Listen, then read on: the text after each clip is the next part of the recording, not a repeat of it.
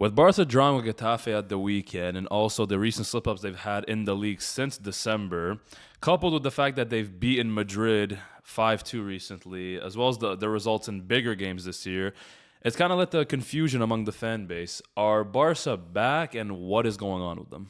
Yeah.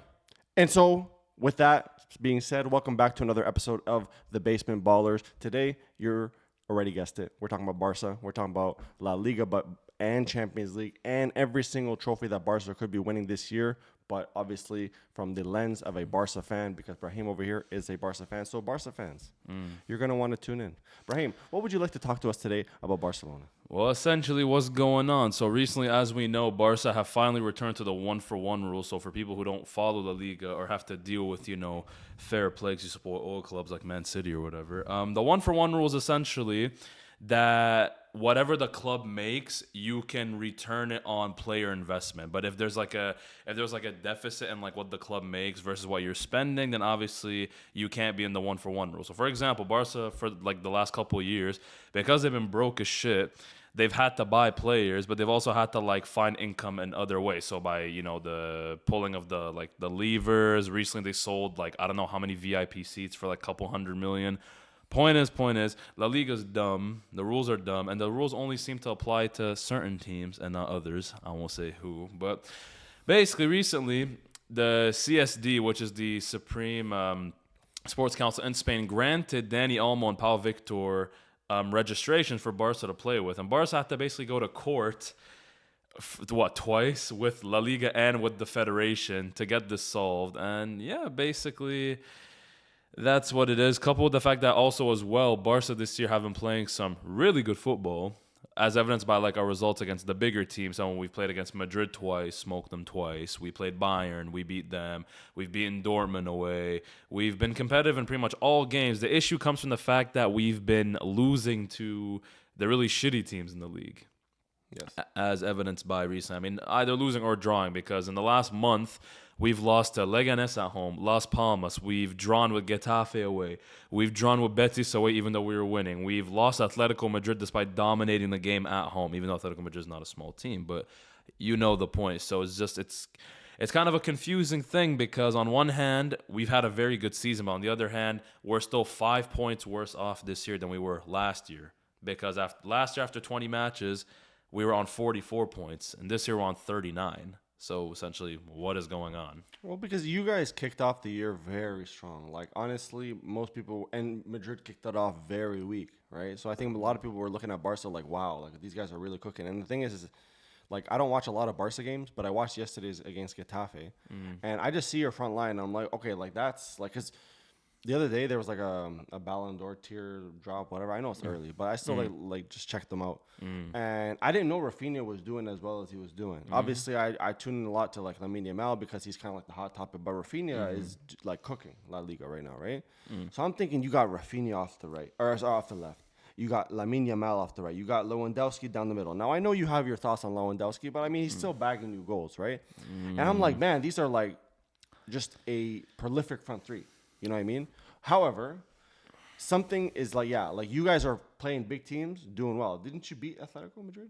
We didn't. No, we've only played them once this year, and we lost to them. We beat Athletic Bilbao in the Super Cup. Who are in fourth right now? They won today against Celta Vigo. So now Barca are tied on points with Bilbao. They're basically joint fourth or third, I guess, because Madrid also won today. So right now the league table is looking like, essentially, I'm pretty sure Madrid are on top with 46 points. Atletico are second with 44, and Barca and Athletic Bilbao are third and fourth with 39 points each.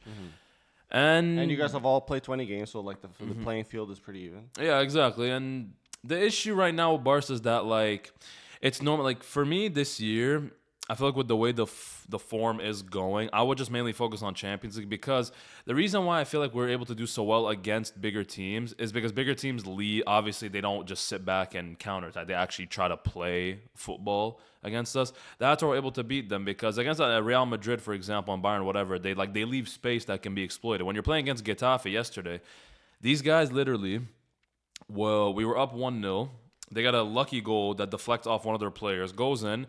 The rest of the game, just sat back, didn't have one attack, just sat back, didn't do anything. And like that's That's the issue. You can't give teams like that a chance to get back in the game because they will frustrate you. Well, yeah, I was listening to the commentary, and everyone was saying once Getafe scored and tied up the game, it was basically like, oh, well, now Getafe is going to switch back to their old tactic, which we all knew what it was, which basically park the bus, frustrate Barca. And you saw, like, there's a couple of, like, instances where, like, you just had, like, Getafe players flopping, you that little smack by Balde, like, the guy would thought, like, basically, like, his life was over. The push by Rafinha, like they were just really getting into Barcelona's head, and I don't envy you guys for having to like sort of put up with that. And obviously, like you were posting some TikToks, and a lot of people have some negative opinions to say about Getafe and the way that they play. So I feel like it's a general opinion amongst Barca fans, or even if you're other like if you support other La Liga teams, that Getafe is a tough place to play, and you were playing at their home. So Yeah, well, Barca haven't beaten Getafe since, I'm pretty sure since we had Ernesto Valverde as their coach. Like I saw it yesterday. Last time we beat them was September 2019. We had Junior Firpro on our team. so you weren't even going into yesterday's game confident. Well, no, I was because this year the thing with Barca this year is we haven't lost or drawn any game where I thought we deservingly drawn or lost. Like I feel like every game we go into, even if we don't win, we deserve to win. It's just the finishing. Because recently, as you're mentioning about Rafinha, yeah, he did score against Madrid. I think he scored 2 goals against Madrid. He's been playing well, but even Rafinha and especially Lewandowski since I'd say mid November till early December till now for the last like a month and a half, 2 months, their finishing has been very bad because I saw yesterday that Barca this year have 55 big chances missed. The second best team there is Madrid with 36. So we have 20 more big missed chances than Madrid, and we're only halfway through the season. The issues our finishing recently has been not great. Even yesterday, despite them parking the bus, we could have scored like probably 3 or 4 goals. They couldn't even like I don't even know how they scored 1, but that's the thing. Like it's just very bad finishing. And also I think is fatigue because with the way that Flick likes to play, I feel like fatigue is a factor because we saw that from after the Atletico Madrid game to the the Super Cup. Basically, we're not going to count the Copa del Rey game because like we were expected to win that anyways. It was against like a third division side.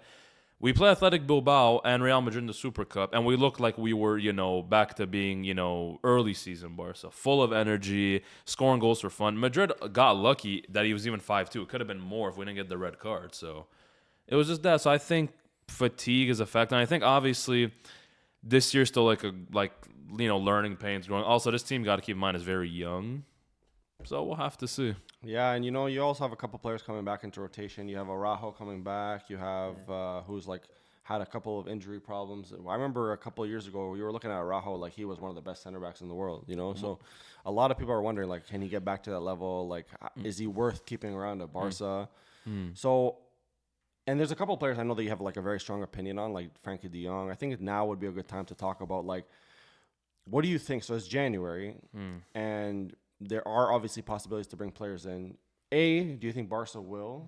And B, if they do, who would you like to get rid of? Who would you like to bring in to strengthen your side? Right now, to be honest, I wouldn't because with the way the squad is and the way our season's going, I don't think we need to do anything drastic. Apparently, Marcus Rashford could be coming in on loan, and for me, I wouldn't mind that if it's a loan to the end of the season because I think the one area we probably would need a bit of, I'd say, help would be attacking areas and also if we could sign a fullback because right now, if Balde or Kunde gets injured, we don't really have good backups. Like we have Hector Fort who can back them up on either flank, but he's still young, so he can't be relied on for like the whole year, obviously. So I'd say maybe one fullback. I don't have a name in mind. And if we can get Marcus Rashford on loan, that'd be cool. I wouldn't sell De Jong or anyone now just because it's January. They could still help us till the end of the year. But definitely in the summer, I'd be looking to sell him, yes. Because by the time the summer comes around, he'll only have 1 year left on his contract.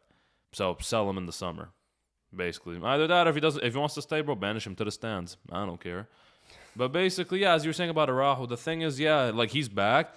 But with how good Inigo was playing for us for most of the year, I feel like healthy rotation could be a good thing because with Araujo, the thing you notice is that, maybe the defense feels a bit more secure because he's obviously he's pretty big, he's very fast, physical, whatever.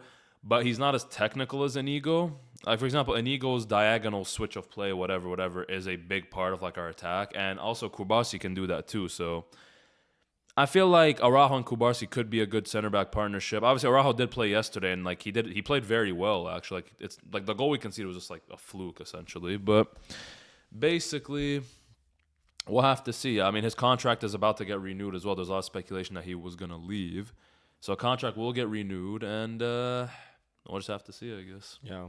Do you have any optimism, like in the long term, over Barca's like Mm. financial future? Like, do Y- you think that they'll stay with that 1-to-1 rule, or do you mm. think that they're gonna kind of, mismanage? I trust in Laporta. So yes, even though he's done a lot of questionable things, I do trust that he has the best intentions for Barca. So I do trust him. Yeah, honestly, and the way I see it as well is that basically now this is the first time since 2019-20 we've been able to sign players with no financial restrictions. So we'll have to see. This summer transfer window will tell us a lot. Because either way, Laporta's up for re-election. I think next year is the presidential elections for Barca. So we'll have to see. But basically, I do feel good about the team as a whole because a lot of our success this year is coming from a lot of like really young players. Like in our XI right now, I think if you take out Lewandowski, our oldest player, I think is probably what Rafinha. Because I think obviously Lamine Yamal is very young, Kourbasi's young, Casado, Pedri, Gavi are young, Dani Olmo's young. You'd have Kunde, Balde, Araujo, Pena. Yeah, they're all in their like early to mid 20s Yeah. essentially. So like I feel very good about the squad. Yes, I just feel like like get like a better striker for next year. Get maybe one or two fullbacks and a winger. I think we need four more players, and then we're gonna be like good for like everything. Right now, Brahim, who is your preferred Barcelona starting 11 to like carry you to the end of the season?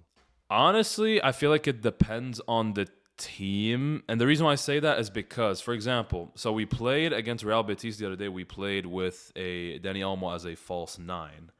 And I feel like that added a lot of fluidity to the attack because he's obviously he's not a striker obviously, but he can play like a bit like forward as a midfielder. So that added a lot of like fluidity because he can play pass play in the spaces. He's very good in tight spaces as well. The thing with Lewandowski is okay, he's obviously a better finisher, but Lewandowski's hold up play is really not that great. He's very bad at like I guess passing and like spreading the play. Like you give him a chance, he will score.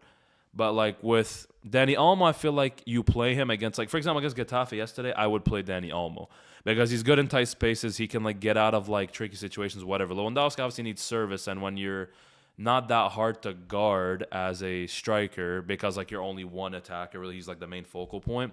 It makes it easier for the defense to collapse on you and protect and defend their goal. So I think against the smaller teams, I would go with Danny Olmo as the false nine, Rafinha and Lamine as the wingers, Pedri, Gavi, and Casado as my midfield, and then Araujo, Kubarsi, Balde, and Kunde as my defense. Then I would put Pena or Chesney. I don't really have a preference for either or.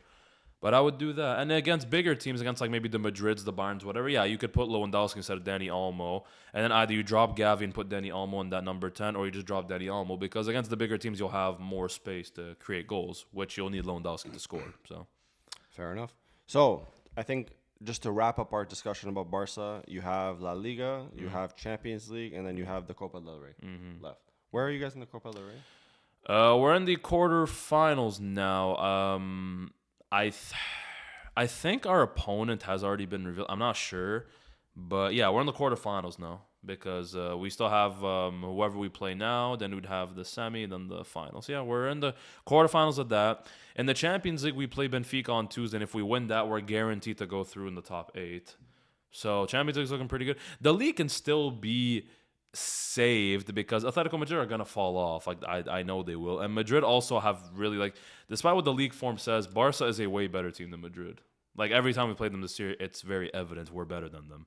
Whether that's tactics, whether that's players, whatever, we just been better than them this year, and I feel Madrid will drop more points this year. So if we can take care of our end of the thing, just go on a good run, which includes obviously beating Madrid and Barca at the end of the year. We do that, win some games. Madrid drops a few points. The league can still be saved. And also, last time we drew 1-1 with Getafe was in 2009. And what happened that year? We won the treble. So, And so, best case scenario, you win all three.